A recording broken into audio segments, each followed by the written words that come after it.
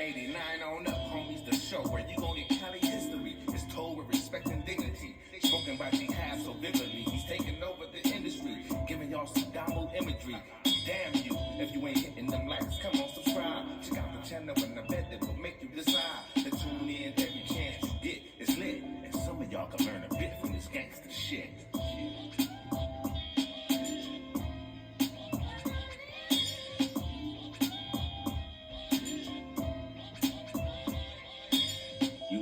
YouTube, what it do, loved ones? You know the motto, if you can, after the story's over there, hit us with a like, which is a thumbs up, and that'll let us know we kicking our stuff.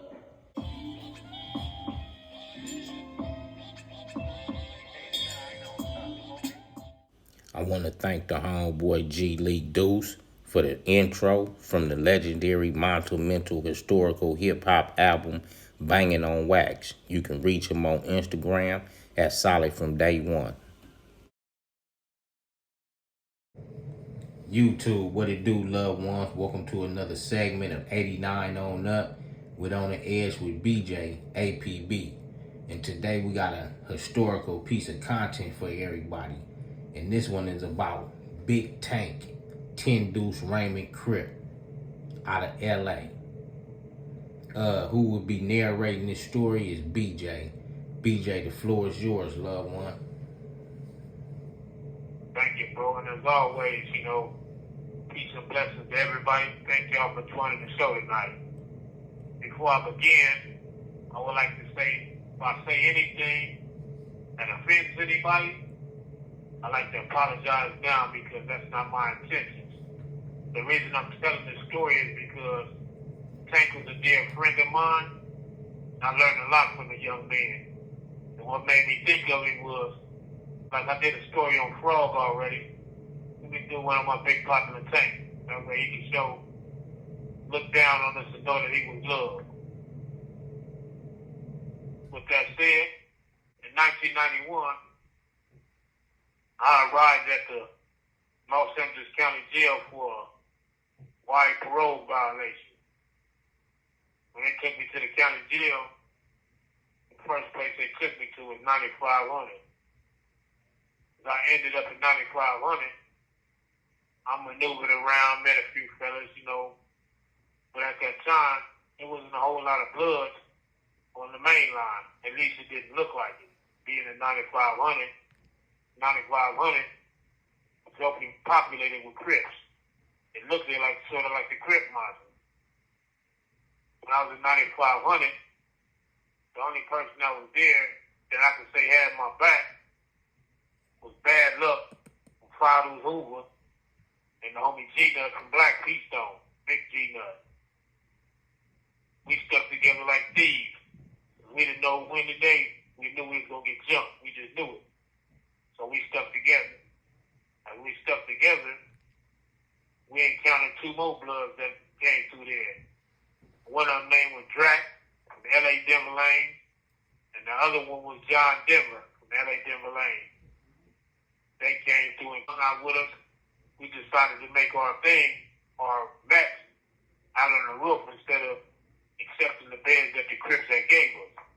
Because the Crips that gave us beds, we didn't want to take no chances on being in between them and get jumped. One Crip, I ended up becoming friends with. His name happened to be T-Lo, Lead Made East Coast Crip.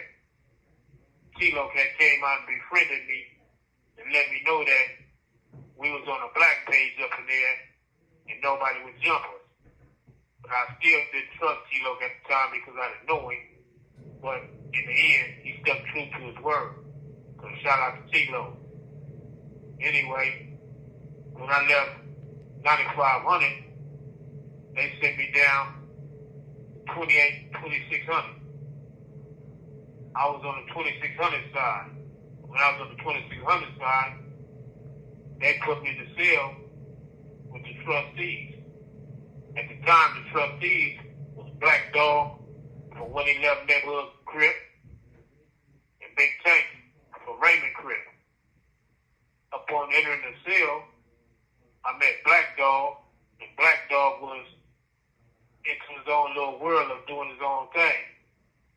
Black Dog was about his cripping and was teaching me how to survive in the county jail. As he was teaching me how to survive in the county jail, we was in 2600. We was on, let me see, we was on Charlie Road cell 3. He was teaching me about how to survive in the county jail, how to maneuver, how to go to the shower. A big, gigantic crip came to the door. The dude was like 6'3", I'm going to say at least 350 pounds. But the way he carried it, it was a solid 350. He wasn't all over the place. His belly wasn't jiggling, his chest wasn't all flappy where just flapping everywhere like he had breath. He was just a big old solid dude. The young man entered the cell and took up all the space where I had to sit on the top bunk because there was no room for me and him to be on the floor together. As the young man entered the room, he introduced himself as Big Tank from Raymond Avenue Crip. Upon him saying Raymond Avenue Crip, being out from Anthony Park, I'm not going to lie, I just knew I was in trouble. I ain't going to sit here and tell you I'm no tough ass dude, but I was smart enough to know I wasn't finna fight Tank in that cell. It's just absolutely out. There wasn't no room for us to hit each other, and there was no way I was going to wrestle him down. So that was a fight headed for destruction anyway. Yet, I stood firm and knew that if I had to fight, I would fight. Upon that conversation, Tank started schooling me about what was going on inside his cell, how to conduct myself.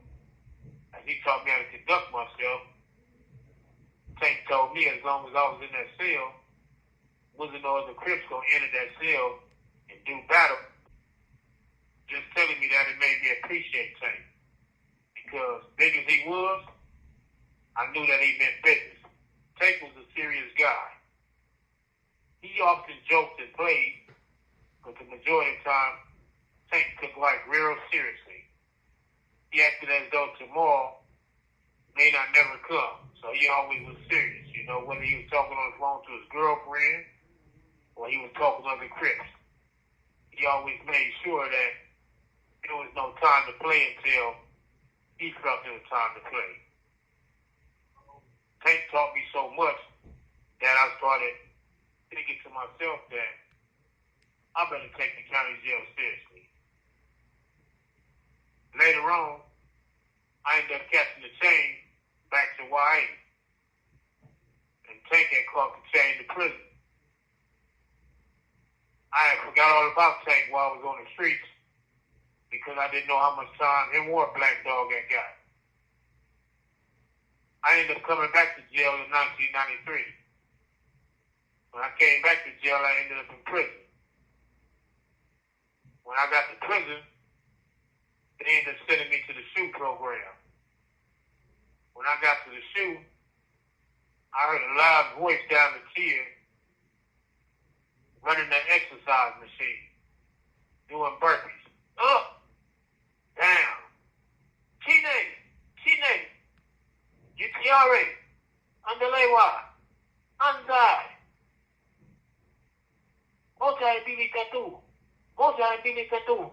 I'm like, who in the hell is this? But the voice sounded so familiar.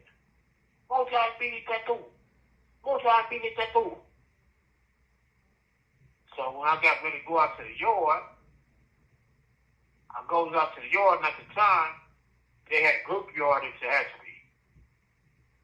As I walk out to the yard, I see Big Tank. Big Tank, what's up, homeboy? Man, who was that? Big Jack man support.